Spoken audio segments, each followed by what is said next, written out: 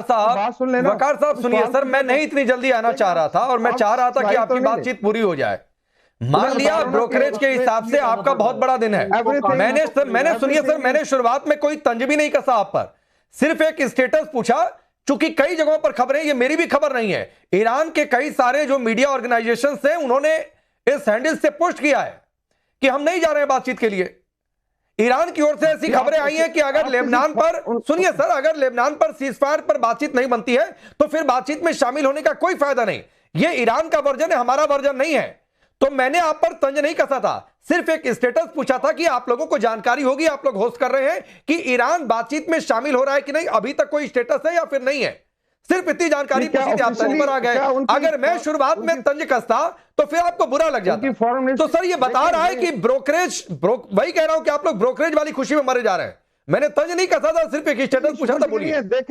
देखें नोएडा में भी गैस ही मिल रही है, आपका भी भला होगा। मुझे पता है कि ओपले नहीं सर, पाकिस्तान के हिस्से से कभी भला ना हो पाएगा। मैं नोएडा से बोल रहा हूं, भला कभी ना चाहिए। मैं नोएडा से बोल रहा हूं, I am in Noida, my house is in Noida. आपको दिखा सकता जो सवाल किया है ना, वो जो सवाल किया है उस पर जवाब करेंगे, जो सवाल किया है उस पर जवाब करेंगे। आपके बेकार बातों के लिए हमारे पास टाइम नहीं है। आप सबका टाइम बर्बाद कर रहे हैं, आपके पाकिस्तान के पैनलिस्ट का भी टाइम बर्बाद कर रहे हैं। ठीक है, सीधे सीधे एक बार शैलेंद्र सर चाहिए। वकार साहब देखिए, मैं या फिर शैलेंद्र सर कोई बीच में नहीं आता सर। एक तो अलबत्ता मैं भी नोएडा में हूं, आता हूं मशरकी साहब, मैं भी नोएडा में हूं और शैलेंद्र सर भी नोएडा में है। और सुनिए, हमारा दफ्तर भी नोएडा में है। सुनिए, मेरे घर में गैस पाइपलाइन के जरिए पहुंचती है, 1 सेकंड के लिए वो नहीं बंद हुई। सिलेंडर हमारे जितने जानने वाले हैं व्हाट्सएप पर एक मैसेज डालिए, सर सिलेंडर तीसरे या चौथे दिन आ जाता है। तो सर छोड़ दीजिए, मैंने कहा कि आज मैं आपकी बातचीत कर रहा था और मैंने कोई बिना तंज कसे सिर्फ एक सवाल पूछा था कि ईरान को लेकर क्या स्टेटस है। शेड्यूल पे है, इंशाल्लाह एवरीबॉडी वुड कम। बाकी देखें, वॉर टाइम में ही होती है, जेडी वैंस से की शूटिंग चलती रहती है, मिसाइल भी फायर होते रहे, ड्रोन भी होते रहे, डजंट मीन के जो है वो शेड्यूल डिस्टर्ब हो गया। बाकी it's a confidential thing, I can't give you time कि कितने बजे पहुंचेंगे। मैंने पूछा ही नहीं कल। अरे सुनिए वकार साहब, आज आप बिल्कुल पटरी से उतरकर बातचीत कर रहे हैं। अलबत्ता अधिकतर समय आप अपने हिसाब से, अपने मुल्क के हिसाब से कुछ समझदारी वाली बातें जरूर करते हैं, लेकिन आप आज बिल्कुल डिरेल होकर बात कर रहे हैं। ना तो मैंने कब कौन आ रहा है ये टाइम पूछा मशरकी साहब, ना तो मैंने कोई तंज कसा।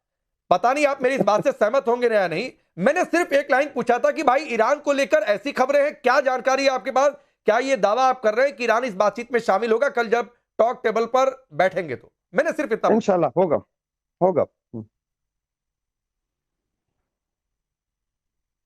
लबनान जो है वो इसमें शामिल होना चाहिए। सीज फायर में बड़ा जायज बात थी, प्राइम मिनिस्टर ने भी कहा और ये एग्री हुआ। बाद में उसमें मिसअंडरस्टैंडिंग का नाम देके लबनान के ऊपर 160 मिसाइल दाग दिए गए, जो कि इंतहाई गलत था। इसराइल जो है वो हर हालत में पाकिस्तान की इस एफर्ट को जाया करना चाहता है, दुनिया को थर्ड वर्ल्ड वॉर में धकेलना चाहता है। इसराइल और मोदी जो है, मैं बदकिस्मती से कहता हूं कि जो प्राइम मिनिस्टर ने जाके कहा वहां पे मोदी साहब ने भी, वो सारा कुछ अब नजर आ रहा है कि दुनिया को आग में झोंकने की कोशिश हो रही है। पाकिस्तान उस दुनिया की आग को बुझा रहा है। पाकिस्तान दुनिया में अमन और शांति की सिंबल बन गया है। पाकिस्तान के सर पे ये ताज सजा है कि पाकिस्तान ने पूरी दुनिया का भला किया है हमेशा की तरह, और एज ऑलवेज। और एक और आपको बात बताता चलूं कि मेरा बड़ा क्लियर सा स्टांस है कि इंडिया को इस वक्त पाकिस्तान का शुक्रगुजार होना चाहिए कि पाकिस्तान ने इंडिया के लिए भी अच्छा किया है। इंडिया माने या ना माने, यही बात आपकी लोकसभा में भी कह रहे हैं, आपके शशि थरूर भी कह रहे हैं, आपके जर्नलिस्ट भी कह रहे हैं, आपकी वो बरका दत्त भी कह रही है। प्रॉब्लम ये है कि आपको ये समझना होगा कि for God sake, for once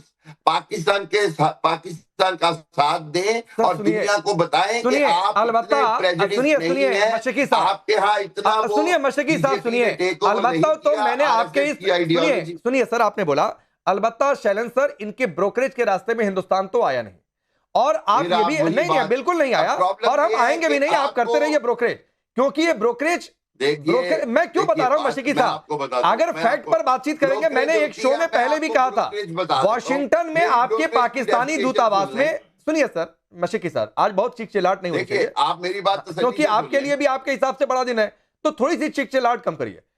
Shailendra sir, नहीं, मैं तो बड़ी सादी सी बात कर रहा हूँ। कर्नल शैलेंद्र बैठे हैं, मैं बड़ी सादी सी बात कर रहा हूँ। हाँ। आप एक बात समझिए, ब्रोकरेज पता है क्या होती है? ब्रोकरेज होती है जब आप करते हैं इंडिया में जाके, इसराइल में जाके आग लगाते हैं। जब नहीं सर, मैं बताता हूँ ब्रोकरेज क्या होती है। अब सुनिए सर, मैं बताता हूँ ब्रोकरेज क्या होती है। शैलेंद्र सर वॉशिंगटन में, अब सुनिए सर मशरकी साहब, शैलेंद्र सर वॉशिंगटन में दूतावास है पाकिस्तान का 2209 विस्कॉन्सिन रोड पे पाकिस्तानी दूतावास है, तो उसमें एक डेस्क है। अब सुनिए मशरकी साहब, मैं फैक्ट पर बातचीत करता हूं। उसमें एक डेस्क है शैलेंद्र सर, और उस डेस्क का नाम है इंटरसेक्शन ऑफ ईरान। और जब तेहरान से अमेरिकन का जो राजनयिक समन टूटा तो तय यह हुआ था कि किसी तीसरे देश के जरिए हम करेंगे। पहले कोई और मुल्क था, 1992 से पाकिस्तान जरिया बना है, पाकिस्तानी दूतावास के जरिए। तो जाहिर सी बात है अमेरिका को कोई बातचीत पहुंचानी है ईरान तक तो वो पाकिस्तानी दूतावास के जरिए ही पहुंचाएगा, तीसरा कोई उनके पास ऑप्शन नहीं था। लेकिन मशरकी साहब आप कह रहे थे शांति दूत। Shailendra sir, Mumbai attack, Pahalgam attack, Pulwama attack, Uri terror attack, Nagrota attack, Pathankot attack, Indian parliament attack, और अभी एक दिन पहले का मशरकी साहब, मैं यूएस डिपार्टमेंट का एक पोस्ट निकालकर दिखाऊंगा कि एक पाकिस्तानी नागरिक को लेकर जो वहां पर पकड़ा गया। मैं आऊंगा सर, लेकिन उससे पहले शैलेंद्र सर, एक ईरान पर ही मैं सवाल पूछ रहा हूं। आप कनाडा में एक खालिस्तान के सिखों को नहीं, रुक जाइए सर, रुक जाइए, रुकिए, मैं आ रहा हूं। फिर वही बात है, आज आपको सिर्फ अपनी बातचीत करनी चाहिए, लेकिन अपनी बातचीत आप नहीं कर रहे हैं। शैलेंद्र सर सिर्फ ईरान को लेकर सवाल पूछा। पहले वकार साहब उतरे पटरी से, फिर उसके बाद मशरकी साहब पटरी से उतरे। जय हिंद, नमस्कार। आपको राकेश जी थोड़ा सा इजाजत दें। हामिद भाई, हमारा तो दिल का रिश्ता है, क्यों परेशान हो? We will never. लेकिन मेरी एक अपील है आज पहली बार, any army officer worth his salt अगर वो है तो मैं ये जरूर चाहूंगा कि वो स्पेसिफिक क्वेश्चन का आंसर दे। ये जो इधर उधर की बातें करने वाला है ना, ये मामला सर पाकिस्तान आर्मी वाला नहीं लगाओ, आर्मी वाला लगाओ सर। आर्मी का character should be top most, जो स्पेसिफिक सवाल, और झूठ नहीं बोलेंगे। नोएडा में कौन सी प्राइस क्या है आप कहेंगे तो मैं आपको अभी बताता हूं। 94 रुपीज 77 पैसा पेट्रोल का रेट है। 2 महीने में एक बार भी चेंज नहीं हुआ है। अभी अगर कहीं और से आपने रूमर्स उड़ाने हैं तो that will unfortunately bring down your credibility. और मैं बिल्कुल नहीं चाहूंगा कि कोई भी आर्मी ऑफिसर की क्रेडिबिलिटी इस शो के ऊपर खराब हो। कोई चीज सही है तो सही है, कोई चीज गलत है तो गलत है। अब आगे बात, मैं हामिद साहब बहुत बहुत धन्यवाद करता हूं पाकिस्तान का कि उन्होंने दुनिया में इस पीस को इस्टेब्लिश करने की पहल ली, जिसको कि मेरी MEA ने भी अप्रिशिएट कर दिया। तो इसलिए इसमें हमारे को कोई लॉस होगा, देयर इज नो क्वेश्चन, सवाल ही नहीं उठता। जब हमारा ऑफिशियल रिकॉग्निशन आपके पास है तो क्या बड़ी बात। अच्छा, अब आगे बात, वो जो कोई कॉन्फिडेंशियलिटी की बात कर रहा था, यार कैसे ब्रिगेडियर हो आप? कॉन्फिडेंशियलिटी आपने डिक्लेयर किया हुआ है कि 11 बजे बात होनी थी। अगर एंकर ने ये पूछ लिया तो मतलब अब आपको इसमें कॉन्फिडेंशियलिटी आ गई। Let us not do like this. Let us be a officer and a gentleman. हो सकता है आपके यहाँ जेंटलमैन शायद उतना ना हो पाए, बट एटलीस्ट मेरे साथ तो जेंटलमैन हो जाओ जफर साहब। आपका हमारा फौज का रिश्ता होना चाहिए, सच्चाई का रिश्ता होना चाहिए, अफवाहों का रिश्ता नहीं हो सकता, किसी भी हालत में नहीं हो सकता। और मैं इसीलिए नदीम का मैंने बड़ी अच्छे से थोड़ी डिस्कवरी करी तो पता चला नदीम का मतलब होता है दोस्त। तो वो जो मेरा दोस्त है, मैं एक्सपेक्ट करूंगा वो सही बात करेगा। मैं बिल्कुल मानता हूं कि इस समय ये टॉप थोड़े खटाई में पड़ रहे हैं और नहीं पड़ने चाहिए, सबका एफर्ट होना चाहिए। लेकिन मैं ये जानना चाहता हूं कि जिस कंट्री ने इसकी बीड़ा उठाई है, इसका भोंपू बजाया है, नगाड़ा बजाया है कि करा, तो भाई उसको हैंडल तो वही कंट्री करेगा ना। अब उससे दूसरा कंट्री कहां से बीच में आ जाएगा? नहीं, अब आपने करना है ईरान के साथ, आपने करना है इजराइल के साथ। नहीं, लेकिन मैं आता हूं शैलेंद्र सर इस पर। शैलेंद्र सर आता हूं। अब फकर यूसुफ जी, एक बात बताइए, क्या लग रहा है कि पाकिस्तान में माहौल बिगाड़ दिया है ये सोशल मीडिया से चलने वाले मंत्री ख्वाजा आसिफ ने? पोस्ट भी डिलीट करना पड़ा जिसमें इजराइल को कैंसरस स्टेट बता दिया और उधर से आ गया कि तुम खुद आतंकी मुल्क हो।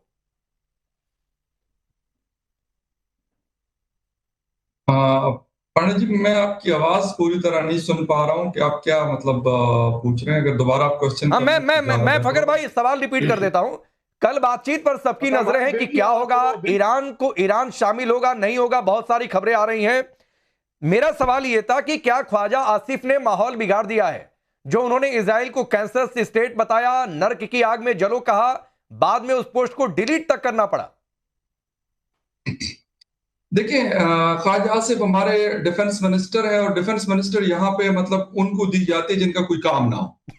मतलब डिफेंस मिनिस्टर का यहाँ पे इवन डिफेंस सेक्रेटरी डिफेंस कुछ नहीं करते। वो यही उन बेचारे की ड्यूटी, अगर वो ट्वीट भी ना कर सके तो क्या करेंगे? बाकी तो काम शाम उनसे ना कोई पूछता है ना कोई और काम है। ख्वाजा साहब मतलब ये कोई राजनाथ सिंह थोड़ी है या कोई अमेरिका के डिफेंस सेक्रेटरी जो होते हैं वो थोड़ी है। इस तरह नहीं होता। ये मतलब ट्वीट कर लेते हैं, माहौल को गरमा देते हैं, चीजें वीजें कर लेते हैं। जहां तक बात है इसराइल के हवाले से, देखिए इसराइल के हवाले से थोड़ा सा मैंने देखा इस हुकूमत का जो एक मैं नैरेटिव देख रहा हूं तो ये बड़ा पूम के कदम रख रहे हैं और बड़ा थोड़ा सा और तरीके से इसराइल को लेके चलते हैं। मैं ये नहीं कहता कि इसराइल के साथ हमारी सारी जिंदगी इसी तरह के मामलात रहे जो है, लेकिन एक स्टांस है। यही लोग इमरान खान की हुकूमत को कहते थे कि ये यहूदी एजेंट है।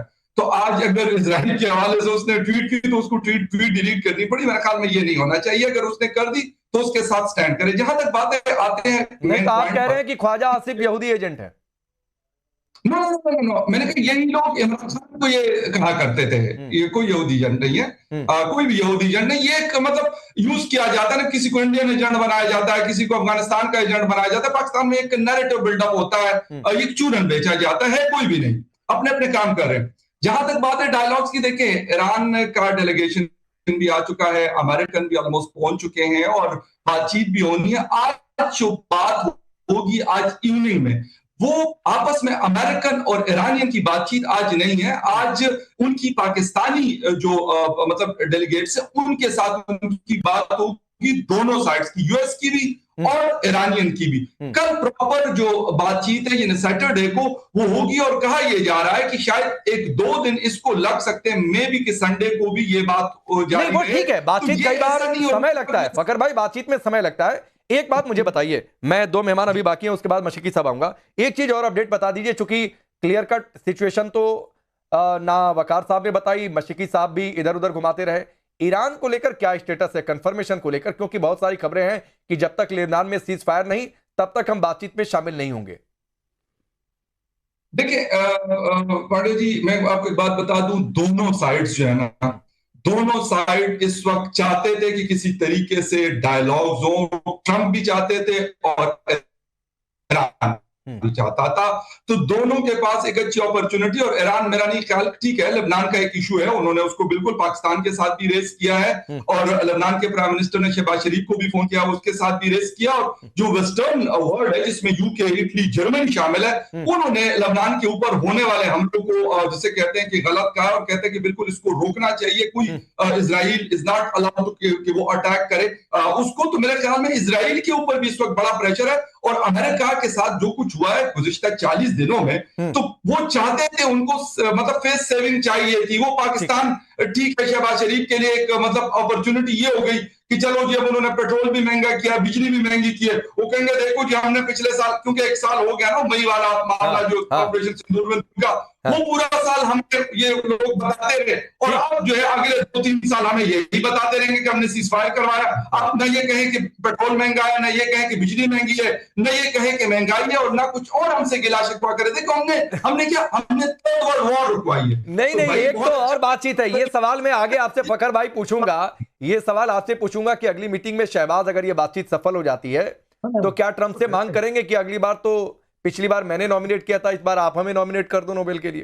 क्योंकि पंजाब में तो ये सब बातें हो रही हैं। लेकिन बेनी साहब मैं आता हूं, मशीकी साहब 1 मिनट और दे दीजिए। बेनी साहब एक बात बताइए, क्या लेबनान को लेकर आप लोग स्टैंड बदल रहे हैं, सीज फायर कर रहे हैं? क्योंकि बहुत कड़ा रुख है अभी तक इजराइल का और ईरान का, दोनों का भी। लेबनान के साथ इस बार हम लोग ने कुछ नहीं किया था, उन लोग ने चालू किया, फर्स्ट थिंग। और ये बार बार हो रहा है, 47 इयर्स ये बार बार हो रहा है। और हम लोग ने कितने बार समझाया उन लोगों को क्या बंद करो। अभी लेबनान के गवर्नमेंट के साथ भी हमारे समझौते चालू हो रहे हैं संडे से। हम लोग के साथ, लेबनान के साथ हमारे कुछ प्रॉब्लम नहीं है। हम लोग का प्रॉब्लम है वो प्रॉक्सी के साथ है, जो ईरान की प्रॉक्सीज है लेबनान में, जो हिजबुल्लाह, वो उसके साथ हमारे झगड़ा हो रहा है। हम लोगों को कुछ तकलीफ देना नहीं है लेबनान को। लेबनान छोटा कंट्री है, जैसा हमारा छोटा कंट्री है, उनका छोटा कंट्री है। दे मस्ट ऑल्सो, उन लोग भी आगे आगे जाने मांगते हैं, but Lebanon is suffering from so many years, I mean more than 60 years, 60 बरस तक मैं तो पहचानता हूँ क्या लेबनान में कुछ ना कुछ हो रहा है। इधर पैलेस्टीनियन थे पहले, फिर बाद में हिजबुल्लाह आ गया, फिर बाद में हमास थोड़े से आगे, उधर कुछ ना कुछ हो रहा है, because the government and army is very small and we understand the point. Pakistan के बारे में जो बोल रहे हैं, पाकिस्तान जो अभी पीस टॉक करे, मुबारक हो उनको, we are very happy that Pakistan is ruling, but उन लोग का दिल साफ नहीं है हमारे बारे में। हमारे बारे में जब उनका दिल साफ होएगा ना, तो हम लोग उन लोग को बिलीव करेंगे कि वो रियली पीस टॉक कर रहे हैं उधर, बिकॉज वो उनका इंटरेस्ट देख रहे हैं। जो भी अभी बात किया पैनल पर अपने शरेंद्र साहब छोड़ के, उन लोगों ने खाली बात कौन सा किया, पेट्रोल, बिजली, गैस, ये वो। यस कंट्री का बात नहीं किया। 47 years वी आर सफरिंग, किसने बात नहीं किया कि Israel is suffering for 47 years, let us find some peace talks. Nobody is talking about that.